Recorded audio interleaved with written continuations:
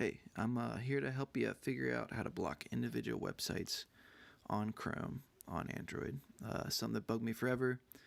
Finally figured it out. The only caveat is you need a $9 Netguard Pro app.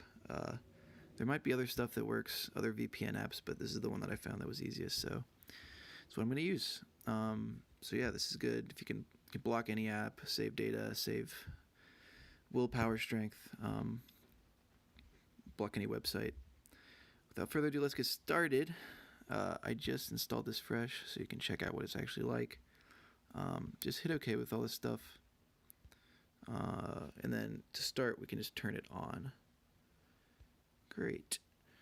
So it might ask you for some permissions. Just go ahead and say yes and disable anything it asks you to. Like there's some weird battery stuff that like Android does. You'll have to disable. But let's get started. The way this works is pretty straightforward for the first part. If you want to block an app on Wi-Fi or data, you can just hit the button that corresponds to it. So if I want to block all of Bumble because I'm done with the dating world, I can just hit the Wi-Fi and the data. But as of now, we actually have to turn on some settings that will start blocking things. So I'll show you the setup. I don't like the screen on rules because I like to have it no matter what, even when the screen's on, off. So I just turn those off. Don't think there's anything to change here. Nothing to change here except turn these off. Again, I like to kind of configure this myself. And here is where we get tricky. Okay, so we got to turn this one on. So this is what actually starts filtering the traffic. So now if I block one of these websites like Bumble, if I actually try to go there, it won't let any of the data get through, which is awesome. Nothing else we need to do here. Yeah, I think we're good to go. Okay, so now we set up the filtering, and we want to actually block individual websites. Right now, it would only work on the app level, so you could block Audible, block Bumble, whatever. But let's block Facebook, because social media is like cigarettes. So what we have to do is hit configure, check both of these, and then go up here, go to log, and turn this on. So the way you do this is kind of wacky. You have to actually go to the website, as I'm about to do for Facebook, and pretty much try it out and get it to load. And that way, when you go back here, look at all these websites, and you can click the one you want to block and block it. And just like that, it should be good to go. So let's try it. And look at that, it's not loading. Facebook is over on our phone. It's great.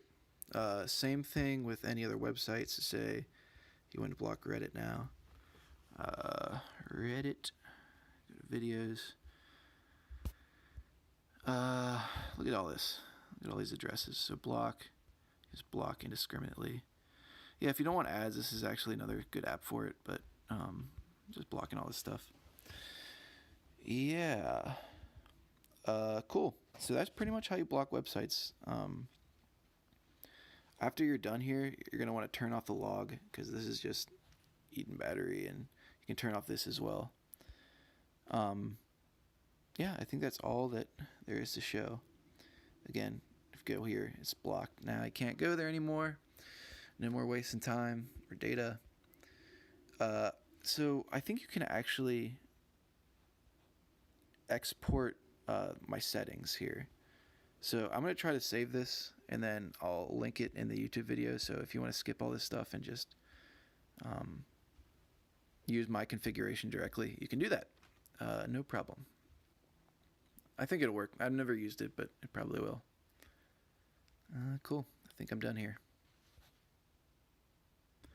Yo, I actually forgot a feature I want to tell you. So this is a little bonus add-on. Also, I listened to the video, and I'm breathing in the mic the whole time. So, yeah, sorry, you're just going to have to deal with that. I'm not fixing it.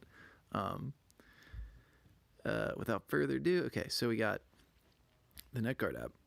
This is a cool thing you can do. You can go to settings, and you can go to, I think it was advanced options.